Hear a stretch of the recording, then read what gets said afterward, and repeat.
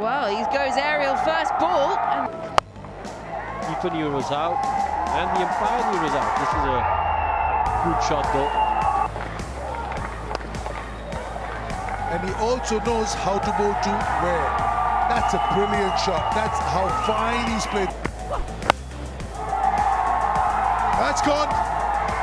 Top edge, one bounce, 4 it is. Officially, hand came off the bat, but I think he's just found the boundary. Shot, that is hit so hard. It's gone like a tracer bullet.